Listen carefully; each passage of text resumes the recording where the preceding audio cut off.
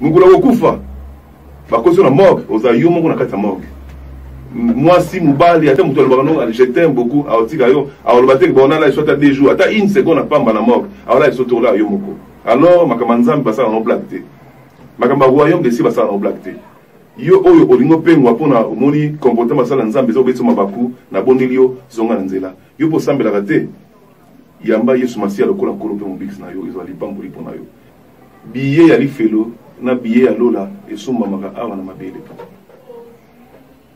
donc so noki lola somba biye no a so noki pe lifelo biye na yo somba mo a CKTV Mokonzi. Papa, et le rôle n'a sopiqué. On m'a scellé la nuit à Sewa. Papa, il a mis ses cassipés. Nous au salalo. Ouais, mesdames et messieurs, j'espère que vous avez vraiment ébélé carnet dans le bar. Toutefois, dans l'émission de Binomoko, vérité, et pas ya post moko, et pas ya chroniqueur moko, na comme ya Cédric Kandé, Obabeni, na comme CKTV officiel, na Bossanité de l'eau, vraiment, na eko ya mesdames, oyo aza vraiment prophète, mais abimisi, moi, single na ye, karanena lobaka na kombo ya Mike Sona Kenel. Na yoka ki babilo ko leona na kati studio na ye moko arrangeur du son ye moko mamunyo surtout toujours bino nanga ici comment total aye. Bonjour en fait Mike Sona Kenel. Bonjour CK production donc on a sepeli pour na ndenge vraiment oyo tarbiso. Merci à trop prophète. Nazana joie makasi koza liboso non parce que comment non déjà ils aura bénédiction pour nanga. Merci. Et puis merci à nous, la prière au sein qui n'a CKTV officiel, les lois CKTV officiel, et ça, na top, les a grâce na yo, en fait. Les lois na monio a devant machine na yo, devant le loc non so, na meka ki ko yo kama single na yo sala, na éviter prophète. Ba idée wana o yo zwaka, o sala ka banzembo wana, mais si ko ezaka inspiration ezaka nzambe mutape sa contenir moni biso bana nzambe tozaka na source moko inspiration ezaka nzambe nzembo na sali mikolo na usa mixage na côté mixage na musiko donc ezalaki tant tozokola kala ezalaki nzembo nzambe mi bano benga banzembo bibembe na kala ezalaki ba 5 heures 4 heures so ba nzembo wana matanga bato bakomi ko bouger donc kolela ndengo wana parce que biso na tant tokola to no na mtu na biso ikaka nzembo ebembe mais tant tokoli na yo comprendre ba wayi mominga na Congo lu la kenda nzambiame kuyambula ko donc yokelanga na za Congo donc nzambe na ngai yokelanga mawa kotikanga te na comprendre mais nzembo za nango nzembo ebembe te ezaka nzembo vraiment o moto aza ko supplier nzambe na ba pasi oza nango nzamba tika ete. Et un jour, on a prié, on a prié, on a dit, ça m'a amené dans d'autres dimensions. Et c'est que na la musanze moko ya momoni doit quitter ya ko programmer yango et ya ko sala ndenge to comme na niveau. Merci prophète Mike Sona Kenel nzembo wana yokelanga ma. Pourquoi toujours yokelanga ma? Parce que tant na meki ko yoka yango mais na olingana no ba nyonso ba olanda biso na vérité na CKTV officiel bazwa extrêmement nous y a nzembo wana ba yoka de façon prophète Mike ayemeli bino na lobaka pena bomona ba ekokisamaka so na ina kata studio parce que na yoka kinga mona matoyi surtout boyoka na ba façon ayemeli boyoka ba terminaison eza na kati to la na no nzembo bangusa pituli na ngai longo na peso na ngai Yesu na leli Ufakenda enda yame kunyambulako Ufakenda enda yame kunyambulako Butuna moina kobondela Butuna moina kobendela Butuna moina kobondela Butuna moina kobendela Yokelanga mawa Na kotikanga ite Yokelanga mawa Na kobakanga Merci Balandi Boto Landabiso, Landabiso toujours na CKTV officiel na vérité. Boto la extrait yanzemo ya prophète Mike qui sont na Kennel. Mais prophète, tout la moi clip yango, totali qualité et clip yango mais ils a vraiment tenu la qualité tout le monde a clip mais c'est ça la marque. Ils a kaka à propos ya nini que non clip bon mais nzembo za kitoko mélodie mais mieux so test ça va. Donc wana eza vraiment clipté eza playback donc na sala ngona téléphone ngai ya juste téléphone de saliango naza plus que luka wenza mabesu sumayele mais biso moto sifirté esenga rapé on sapi moko mi balé mi ça mi nemita no so esangani pesi force donc nazo luka moto avec sponsoriser clip oyo donc sala nzambe en fait clip oyo et bima pour juste na sekaka playback pour message et ça véhiculer maintenant na bosenga na sala clip oyo na ba norme nyonso na image na posa pas image et ça vraiment malamu pour na nzambe to bonda na za nzambe moko aza riche ceux qui banga musu ba sa ba clip ya kitoko ya malamu ezo ndima pa bato pour na nite biso pe ba oya nzambe to sala donc mutu nyonso na bosenga ko soutenir nga pour na sa clip oyo vraiment a hésité nzambe opambola ya contacter. Merci prophète Muzolanda au prophète Maxon Nazoloba. Tu es bien que bon message pour soutenir batebele. Makambo ya bien na mabe bosalaka mais siko ya nzambe ya ngoyo. Yemoka komaka banzemo yemoka salaka nyonso. La producteur bolanda biso prophète Maxon na yaza contact na yebo yoka ngoi pa na yemo en plus ça contact na bino ba union surtout na yebi ki na simananga na CKTV officiel ba union so bolandaka CKTV officiel na yebi ki na ba collecteur solo na yebi ki na ba prêtre solo hein na ba papier le roi la carte limitée langa euro na yebi ki otika prophète Mike Sonate na yebi ki union se rozala bien pourquoi pas à pasteur pardon d'autres agenda babi yope ozawana au soutenir toujours pasteur Mike Sonate tous les prophètes nabiso prophète si kokona que bato bazana pour ça peut bailler pour la musique lelo obimi yo moko zo volo yo moko parce que na mon studio ma munyo so ezali ya revendre synthé la guitare on munyo so ezali surtout ça pour ça to e bakino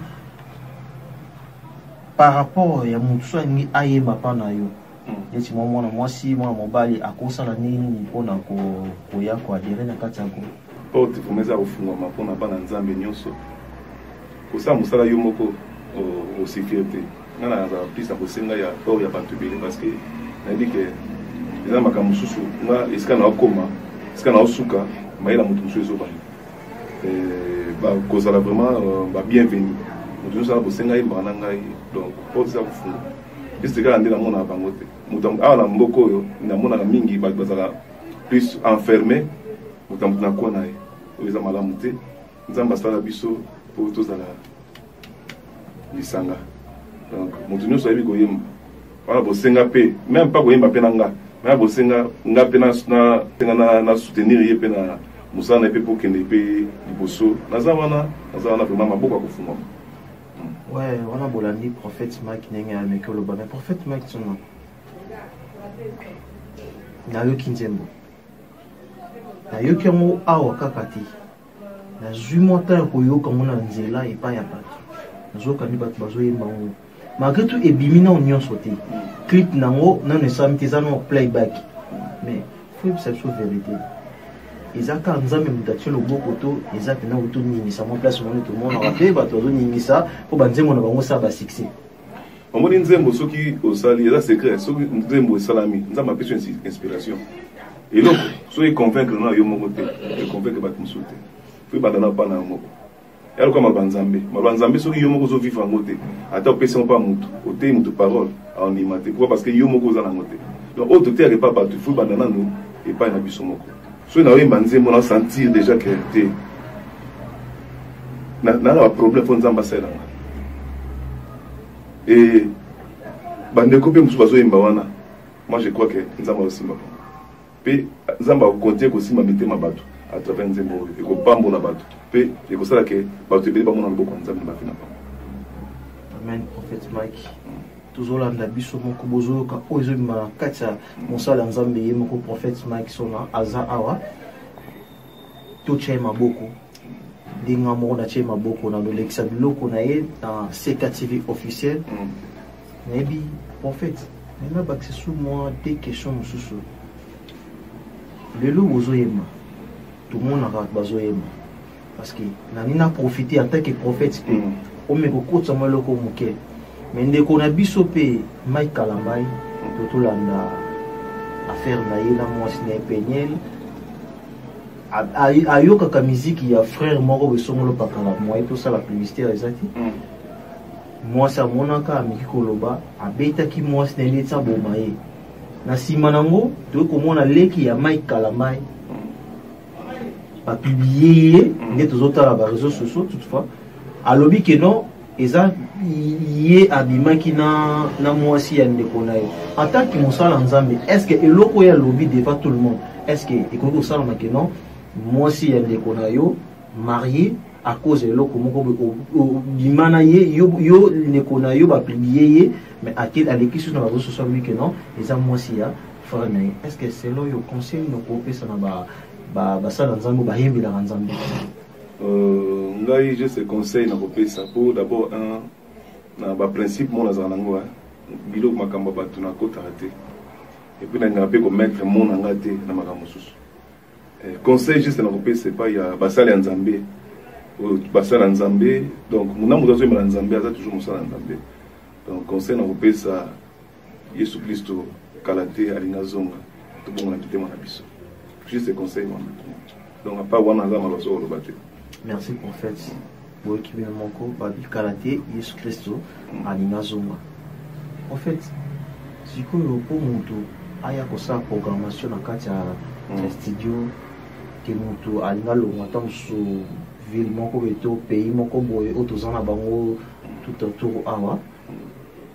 Baozo nengini. Donc contact na ngezali, donc page na Facebook na ngezali. Mike Sona Kenel officiel. On a page Facebook. Facebook Nangezali Simplicité vaincra. Et YouTube Nangai aussi Ezali. Permettre un accident dans YouTube na yo papa donc Ezali MSK HDV officiel. Ce nous permet la production à Salaka à Kelekuna. Et nous peut vous permettre que bilo on a payé le site na peso merci na CKTV officiel pour comment ba image na biso ezana donc porte za ko fungama pona mutu nyonso ana bosenga aya mosakoli sala la programmation mosakoli sala ba prise o bozomona o eza juste matos nanga pona programmation mais ce que na senga sa ba prise na sa ba prise na za na sika na sa ba prise bilo tout eza en forme donc nyonso ezali so va aussi ngapi passer le clip on ça pas ça ba clip ba montage ba moto pas ça ba clip donc yaka na projet nous sommes dans sur multimédia pour ça dans la facilité et nzamba osolo. Merci prophète Mike Sova. Merci pila non vraiment parce que ce non ça na émission na yo na Santana mission nzambe zala toujours péninama et puis ce na zala qui nazoka bien tifo na ko mo bien nzoki mangé na profiter pour mon bouquet na remercier cameraman na biso azo firmer biso de lokala yanga l'image bozoma les grâce naie sans oublier la évangéliste Christian Dimon Zamon de CDP la vie change et puis bientôt là pour rejoindre pour ça une émission moko ya à propos par rapport ya ba kamozo les cas affaires na internet ou toujours mon prophète man comme presque à la fin de l'émission na biso message à souka pour na bande combien sur bazola na biso conseil ni ko pesa bande ko oyo balingaka critique ka mingi biloko bato pe bande ko oyo balingi toujours que non chaîne YouTube il faut que tu chaka ka biloko bizanga tini pour na yo conseil ni ko pesa na bande ko oyo bazangi ba église ya ko sambela. Le conseil en plus pour la bateau, ma critique déjà esprit critique esprit en zambété donc pour la crédible de la vie c'est important et pour ça là-bas mon salaire va YouTube est bien mais le but quand tu es sur le cello il y a ma bende donc en tant que enfants de l'état comprendre que mon autre commis et ils sont mal à monter. Nous avons mon battre là, il faut bêtise. Alors, ils sont vraiment importants. Donc, bateau, ensemble. Si on est tous dans la crédibilité, il faut au long dans le monde de la bêtise. Parce que tant que déjà, vous avez bien, mais sur le côté dans le monde de la bêtise, c'est-à-dire, bah, Zuyope, bah, Kosio, vous avez la bêtise. Donc, nous avons sur la paix, ça va dans Zambé, puis, bande comme ça, ma casse tout le monde, na niveau, on a donc, tout ça en Zambé. Bible na biso, l'âme qui pêche, c'est celle qui mourra. Donc, âme ou et ça, et amour et koufa. Dans ce cas, mes collègues, nous avons fait sa responsabilité à vie à mon tour, dans ma boue, on a eu mon na lola na yo, na li felo na yo, et ça vous dépend na moko. Billet ya li felo, na billet ya lola, et son mamaka awa na mabele. Donc, so nous qui lola, somba billet no awa. So nous qui peli felo, billet na yo, somba mo awa. Donc, so ma billet par rapport à marche, na besoin de temps. Donc, négo temps, so temps la mabe, il va déjà ça billet li felo somba. So temps la malam, il va déjà billet ya lola, nos somba. Yango nzamba sunga biso ole toke ne ko suma biye ya lifelo to mi somme la biya lola ana c'est to bongisa marche na biso ça information important na bike parce que nzambe mingi témoignage ya basali ya nzambe mingi baby par rapport ya ba conduite na biso mais là où il y a les faux il y a aussi des vrais bazanga ate nzamba sunga biso soki par exemple to bungwa ki manzela ona ba basala nzambe surtout bunga nzela zamba pesa sur makasi to zonga nzela mais nazo pesa lancer message et pas ya bana nzambe nyonso to batu nyonso bakomi ko dégoûter ko sambela pona conduite à batu te to dégoûter ko sambela pona conduite à batu te. Bible dit chacun de nous rendra compte à son Dieu selon ses œuvres. Moko na biso a rendre compte et pas nzambe selon nga tambolaki. Exactement ce que c'est quand au tambouri mabe bonga pe siko na komi na ensemble la soute po yo zo tambouri mabe et tali yo za vina yo zo vina en charge. Moi je prends ma vie en charge pour un mukolowana na sa sécurité na kola na teke yepo ke na église te ngape na okenete yepo ake na nzela bo ngapo na lante mukolo muta okufa za kaimo na cercueil mukolo muta okufa ba kunda yemo na libulu. Et tokosundula ye biso tozongi ata na mwasi tiki kende malamu chéri na ngai kende malamu esili bakundi mwasi azuma bele abwaki ni moninga mukula kokufa bakoso na morgue oza yo moko na kati ya morgue mwasi mobali ata mutu alobaka no je t'aime beaucoup aotika yo aoloba te bona la soit à 2 jours ata une seconde apamba na morgue aola eso tola yo moko alors makamba nzambe basala no blague te makamba royaume de si basala no blague te yo oyo olingo pengwa pona omoni comportement sala nzambe zo betso mabaku na bonilio zonga nzela yo po sambela te yamba Yesu Masia lokola kolo pe mobix na yo izo ali pamboli pona yo nga nazali mosala nzambe na mission évangélique de Nazareth viens voir to sambela chaque mercredi vendredi de 12h30 à 14h et dimanche de 12h30 à 14h. Ceux qui ont mbote, n'avez pas coupé sa mbote. Oui, on coupe sa mbote parce que tout comme déjà presque à la fin il y a l'émission à Bisso. L'émission surtout Bazola Nayo, vous allez pour être pasteur. Ceux qui ont fait sa mbote, on fait sa mbote d'abord et pas il y a mon père spirituel, l'apôtre Langa Petit P, na Petit mbote na patriarche Élisée qui a quitté na ban na Nyonso ya Nazareth. Puisque Bazali na biso mbote vraiment trop. Nzamba pa mola bango, moto nyonso oyo azana bosenga à soutenir mosala oyo. Juste na luka soutien plus pour na clip oyo ya Elika Nangai, titre nangoza Elika Nangai seyo Yesu. Nzambe vraiment a sala sunga, asima mitema bato afek ba soutenir avec le clip oyo et c'est réalisé. Moto wa ko sunga ngai na bike nzamba otika ete asunga. Merci. Voilà tozalaki na prophète Mike Sona Kenel. Toyaki kotala na kati ya studio na ye atake mosala nzambe abimisi single na ye boyoki pe message à lancer liboso na bio surtout na émission na biso vérité.